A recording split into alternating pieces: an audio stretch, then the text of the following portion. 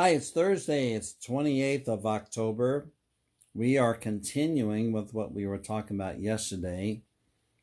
Some curious writing called The Lost Gospel of Mary that was put in a book by Paraclete Press. And they had 3 ancient documents of Mary to just kind of raise your curiosity and put it in context of what we know about Mary, Joseph, and Jesus, the Holy Family. So we're going to continue where we were yesterday. Okay? Joseph staff blossomed, and he was betrothed to Mary through the sign. And so he takes Mary to his home. Back then, it may not have been in his home, into his village. And usually it's 1 year before they actually get married. So we join in progress the story we had last time as viewed from this ancient 150 AD document, questionable document, the Lost Gospel of Mary.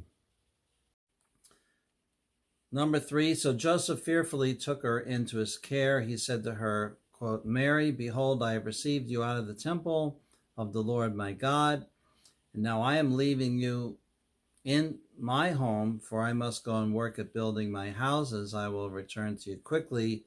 May the Lord take care of you." There's another footnote in this book. Some years elapsed between this point and the next incident. Mary must have been 12 or 13 when she leaves the temple for Joseph's home. When the angel appears and interrupts her while she is spinning thread for the temple curtain, she is 16. Joseph must have continued to make trips for the sake of his construction business during these years, leaving Mary to care for any stepchildren remaining in the home. So there's an alternate theory that I don't ascribe to, but I want you to hear it, okay? Because this is a reputable book here, The Gospel of Mary, Paraclete Press. Chapter 10. Okay, I keep reading from the Gospel of Mary. I'm in chapter 10. Just a curious book, isn't it? I never heard of this thing from 150 AD. It's curious, though. It says, "Now there was a council of the priests, and they said, 'Let us make a veil for the temple of the Lord.' So the high priest said, 'Call to me the undefiled virgins of the house of David.' And the officers went out and found 7. And the high priest remembered that Mary was from the house of David and was pure. So the officers went out and brought her, and they brought them into the temple of the Lord. And the high priest said, 'Cast lots here before me, to know who will weave the gold, the white, the linen, the silk, the hyacinth blue, the scarlet, and the true purple threads.' And the lot fell to Mary to weave the scarlet and the true purple, and she took them and went back to her house. It was at this time Zacharias fell silent." Remember, that's the prophecy of Zechariah going silent in the Holy of Holies when he realizes John the Baptist is going to be born to his wife. Chapter 11, Gospel of Mary. Mary was spinning the scarlet thread she had taken, and taking a pitcher, she went out to fill it with water, and a voice sounded, "Rejoice, favored one, the Lord is with you. Blessed are you among women." Mary looked around to the right and to the left to see where the voice was coming from, and beginning to tremble, she went back into the house and set down the pitcher. Taking up the purple thread, she sat on a chair and began spinning the thread. And behold, the angel of the Lord stood before her. He said, "Do not fear, Mary, for you have found grace before God, and from his word you will conceive." Hearing this, she considered in herself and said, "Shall I conceive by the living God and bring forth as all women bear children?"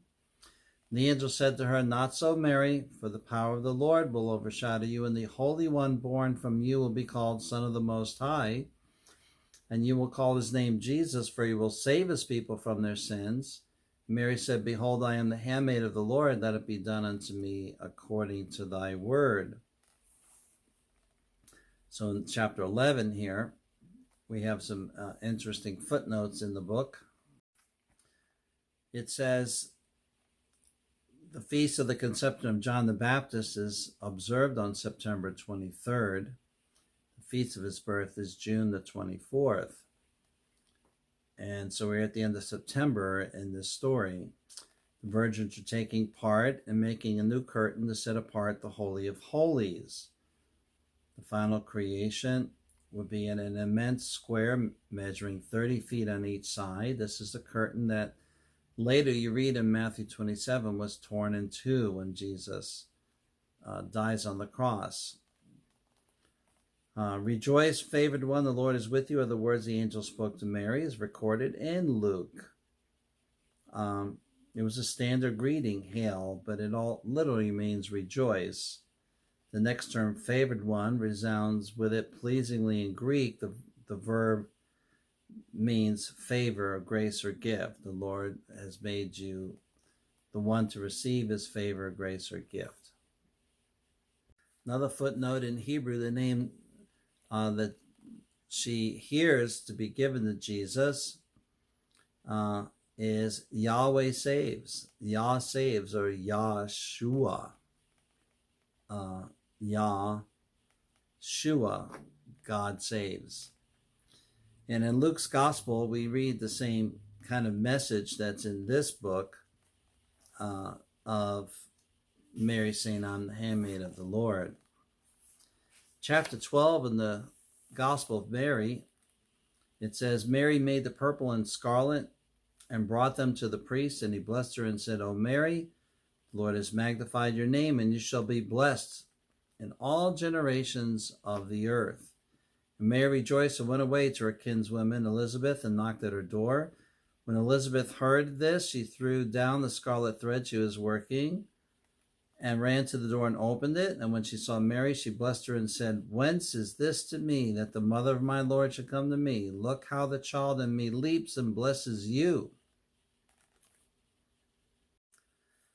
But Mary had forgotten the mysteries that were told her by the archangel Gabriel. Looking up into heaven, she said, Who am I, Lord, that all generations should call me blessed? So, there's footnotes here in this book. Luke says that 6 months passed before the start of, Elizabeth's pregnancy, Zechariah's silence, the baby leaping in Elizabeth's womb is 6 months old. Mary is a newly pregnant person, come into the presence of Elizabeth. The Greek word is usually translated forget, but it's not like Mary forgot. It more like means overlooked or forgetting, dismissing something modestly. So Mary has like lived another few months, and the angel's greeting is like, okay, well, when are things going to take place?